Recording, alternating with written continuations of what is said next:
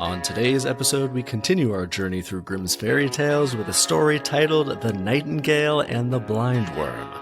My name is Zach Stewart, and these are the ShadowBear Story Sessions.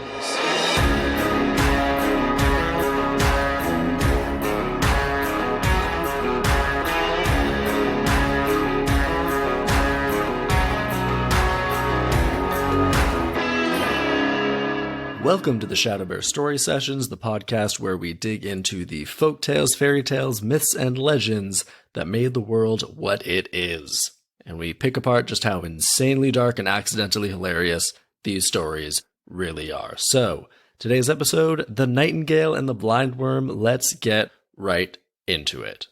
Once upon a time, there lived a nightingale and a blindworm, each with one eye. For a long time, they lived together peacefully and harmoniously in a house. So just like the cat and mouse, again, we've got a predator and their natural prey deciding to be roommates. Running theme in all these folktales, we continue. However, one day, the nightingale was invited to a wedding. There are a lot of parallels with this cat and mouse tale already. Episode 2, I believe, Companionship of the Cat and Mouse. The cat was getting invited to fake christenings all the time. This nightingale is getting invited to what appears to be a real wedding. So we continue. However, one day, the nightingale was invited to a wedding, and she said to the blindworm, "I've been invited to a wedding, and don't particularly want to go with one eye. Would you be so kind as to lend me yours? I'll bring it back to you tomorrow." So does no one know that the nightingale has one eye? And apparently you can just pop these eyes in and out as you like. The blindworm gave her the eye out of the kindness of her heart. But when the nightingale came home the following day, she liked having two eyes in her head and being able to see on both sides. Which is very understandable, can't blame her for that. So she refused to return the borrowed eye to the blindworm. What a dick. Then the blindworm swore that she would avenge herself on the nightingale's children and the children of her children. All right, 2 paragraphs in, and we already have a scorned roommate swearing vengeance on their roommate's children and children's children. "Well," replied the nightingale, "see if you can find me. The gauntlet is thrown. I'll build my nest in the linden. So high, so high, so high, you'll never be able to find it, no matter how hard you try." So this nightingale is taunting the worm in rhyme. Stole the worm's eye, refused to give it back, now she's taunting her. Awful. Ever since that time, all the nightingales have had 2 eyes, and all the blindworms none. But wherever the nightingale builds her nest, a blindworm lives beneath it in the bushes and constantly tries to crawl up the tree, pierce the eggs of her enemy, and drink them up. That's it. That's the whole thing. Wow, really short. So just a nice, short, sweet tale of vengeance. We're gonna have to do 2 stories this episode. No problem there. So pretty simple, this one, just 4 paragraphs. Nightingale and blindworm live together. Once again, horrible roommate situation. They each have one eye, which I didn't know was the origins of either of those species. Then the worm is nice, because the nightingale is going to a wedding. But the nightingale says, "Hey, I like having 2 eyes. Screw you, worm. You're going to be blind forever." Also, the story starts off calling the worm a blindworm, even when that worm has one eye. Not technically a blindworm, just as blind as the nightingale at that point, each one-eyed creatures. I don't really think this counts as foreshadowing here. You're just giving the damn thing away. Although respect to the blindworm for immediately ratcheting this up into a generations-long war, saying that the blindworm's children and children's children will constantly be out for revenge. Then the nightingale just says, "Fine, you won't be able to find me, because I'll be up in the trees, and you're a worm." Is this a thing, though? Do worms try and crawl up trees to drink the eggs of birds? Is that a thing that worms do? I was not aware of this. If any listeners could shed some light on this, on whether there are carnivorous worms that target birds' nests, please let me know, because I would love to have some more information on this. All right, let's adapt this thing. So, gonna be live action, gonna be real people, gonna make it roommates again, we're gonna make it Ryan Gosling is the Nightingale. Let's flip that around. Ryan Gosling is the Blindworm, and the Nightingale is Tom Hiddleston. Tom Hiddleston is the Nightingale. So they're roommates. Tom Hiddleston needs to go to a wedding of a relative, but he doesn't have enough money to get there, so he asks his roommate, Ryan Gosling, to give him the other half of the money, and he'll pay him back. Because, they're not super well off, but they have enough money to get by. And Tom Hiddleston says, don't worry, when I get back, I'll get some money from my folks so I can give you the money back and pay you back and it'll all be fine. But when he leaves, Tom Hiddleston just leaves. He takes the money, he starts some type of drug empire, and just leaves Ryan Gosling behind, totally abandons him.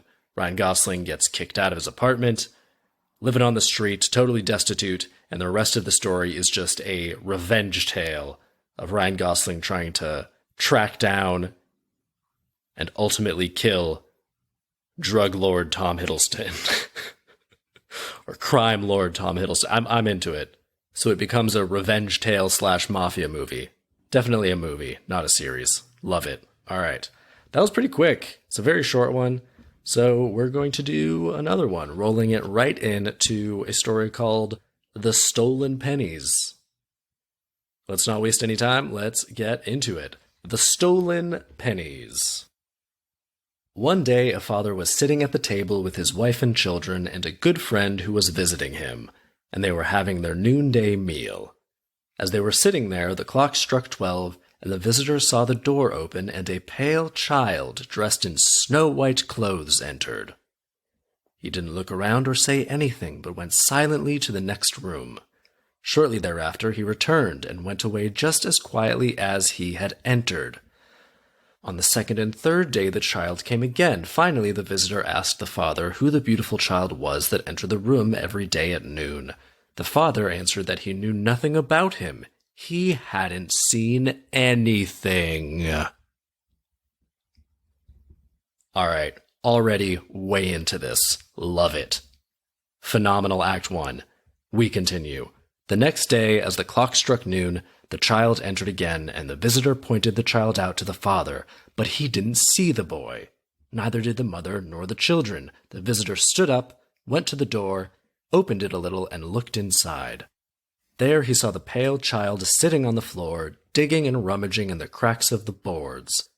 However, as soon as the child noticed the visitor, he disappeared. Now the visitor told the family what he had seen and gave an exact description of the boy. The mother was then able to recognize the child and said, "Alas, it's my own dear child who died 4 weeks ago." Very recently. Wow, okay. The visitor should know this, especially if it's a good friend. Anyway, then they ripped up the boards of the floor and found 2 pennies that the boy had received from his mother at one time to give to a poor man. But the child had thought, "You can buy yourself a biscuit for that." Therefore he had kept the pennies and had hidden them in the cracks of the floor. This is why he hadn't been able to rest in his grave and had come back every day at noon to look for the pennies. So the parents gave the money to a poor man, and after the little child was never seen again. The end. Yet again, another very short one. Alright, I like the way this starts out. It starts out creepy as hell. Super into it. Ghost child. No one sees it except this one visitor, who realistically, as I said, should know that this friend of his recently lost a child 4 weeks ago, a month, very recent. Child is clawing and digging in the cracks of the floorboards, comes back once a day, once every day. And what's Ghost Kid up to the rest of the day? He just comes here at noon every day. But he enters through the door and then leaves, other than the one day that he disappears. But he's coming back at noon every day, so what is this Ghost Kid up to the other 23 hours in the day? Maybe our visitor should have followed the Ghost Kid one of the other days, seen what happens, seen where he goes. What are Ghost Kids up to when they're not going back to get the money they hid when they were alive? And then apparently they find the pennies and they know immediately, oh, he was going to give them to the poor man, but then just decided, you can buy yourself a biscuit for that? How do they know that this child was saving this money for biscuits? They didn't consult. We're not hearing this from the child, from the ghost kid. This is just the mother or the father thinking, oh, he was always into biscuits. He must have thought he could buy some biscuits and decided not to give the money to the poor man. So then they assume that he's trying to get at the money to make something right, to right the wrong of not giving his charity money to charity. And so then they right the wrong, give the money to the poor man, and he's never seen again. They're kind of assuming there's an altruistic message here. So the message clearly is that if you do wrong or if you act selfishly, then your soul won't be able to rest in the afterlife. But we don't actually know that that's what the little boy wants, the ghost kid. We don't know that that's why the kid's returning. Maybe the kid's returning to use the money for something else. Maybe he's trying to buy some ghost biscuits. Maybe the little boy has a ghost gambling problem, and he's like, oh, I got some pennies. If I can get at those pennies, I can keep this rolling. So they might be giving this ghost kid a little too much credit. Starts off great, goes a little weak partway through the second act, doesn't really resolve, kind of wraps up pretty quickly. And then the kid never comes back. Maybe the kid never comes back just because the pennies aren't there anymore. Maybe he didn't actually want the pennies to go to the poor man, but now that they're not there, there's no point in coming back and trying to get them and using it on whatever cool ghost activities the kid wants to do. So yeah, I think the real message here is don't assume we know ghosts' intentions. Don't assume ghosts have good intentions. Maybe ghost kids are assholes, just like they were in life. Maybe the kid's regretful that he never used that money on biscuits. He clearly intended to, but he never did. He was just saving it. He was just hoarding his biscuit money. Maybe he was an enterprising young lad and was saving it for a business that he had planned. Who knows? I'm just saying, let's not jump to the conclusion that this is guilt that is drawing this ghost kid back. All right, so let's adapt this. For the visitor, we're going to have Clive Owen. For the father, we're going to have Idris Elba. For the mother, we're going to have Lena Headey. I think those three would have the requisite spooky, gravity, drama chops to pull this off. Yeah, this could either be a movie or it could be a short miniseries. But I'm going to say this basically goes exactly the same as the story, except after the end, Clive Owen is out in the village and he sees the ghost kid's ghost just kicking around still because he's the only one that can see him, and then talks to him and realizes that, hey, the ghost kid didn't actually care about giving the money to a poor man, never actually intended to do that. That's not why he was going there. He wanted to get up to some ghost shenanigans, some shady ghost shit. And then the rest of the series, or the movie, is just Clive Owen trying to teach this kid not to be a little scoundrel and not to be up to no good. Getting up to all his ghost ne'er-do-well business. And then, after all that, when he learns to not be a selfish little ghost asshole, that is when his soul can rest. The end. All right, we got another really short one before another mildly long one, so let's just do the third. Let's just do 3 quick hitters in one episode. This one is called The Hand with the Knife. We begin.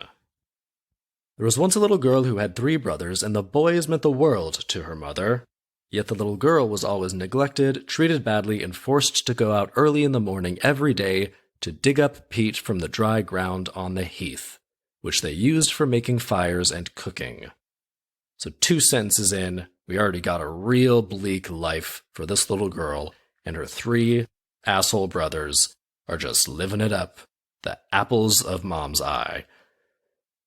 To top it all off, she was given an old, blunt shovel to perform this nasty work. So shit's just real rough for this little girl. But the little girl had an admirer who was an elf and lived in a hill near her mother's house. Whenever she went by the hill, he would stretch out his hand from the rocky slope and offer her a knife that had miraculous powers and could cut through anything. She used this knife to cut out the peat and would finish her work quickly. Then she would return home happily with the necessary load, and when she walked by the rocky slope, she would knock twice, and the hand would reach out and take back the knife. So they're not meeting face to face, this is just a hand out of a rock interaction. I already see a very obvious area that is ripe for misunderstanding and error of some kind. When the mother noticed how swiftly and easily she came back home with the peat, she told the girl's brothers that there must be someone helping her. Otherwise, it would be impossible for her to complete the work so fast. Why is that a problem? Who cares if someone's helping her? Great, you just get your stuff faster, she can come back and do more work. Why are you angry about this? So the brothers crept after her and watched her receive the magic knife. They overtook her and forced her to give it to them. Then they returned to the rocky slope, knocked the way she had always done, and when the good elf stretched out his hand, they cut it off with his very own knife. The bloody arm drew back, and since the elf believed that his beloved had betrayed him, he was never seen after that. The end. That's it. That's the end of the story. What a fucking bleak one that is, my goodness. God, what the hell is the lesson there? Oh, I need to take a breath after this one, Jesus. Okay, so, pretty easy to sum up here. Little girl has a horrible life, horrible brothers, and a horrible mother who seems to relish her suffering. And apparently it is unacceptable that she finishes her manual labor that is made needlessly more difficult by using a blunt shovel quickly, and so the mother sends the brothers to see what's going on. The one positive in this little girl's life is that she happens to have made friends with this elf that lives in a big rock, in a big hill. Don't know how she made friends with this elf because they've never met face to face. Elf gives the knife through it. She says thanks. Maybe this elf is just clearly a very kind elf, just took pity on her. Like, man, this girl is sad as fuck. I need to help her out however I can. How effective would a knife be at cutting peat out of the ground? She's using a shovel most of the time. Wouldn't you be digging it up out of the ground? How good is a knife for that? Just be stabbing the ground. Anyway, it's an elf knife, so apparently it's magical. It's probably very effective. We're just going to gloss over that. But then one day the brothers overtake her, just overpower her. There is a little bit of an error here in that in the timeline of the story, the boys never actually see her do the knock. She does that at the end of the day. So they would have had to have watched her for a full day to see this, to see her return the knife and do the 2 knocks. But anyway, I guess we can forgive that. There's a lot more going on in this story. They overtake her, take the knife, knock on the rock, straight up, cut the elf's hand off, and then that's the end.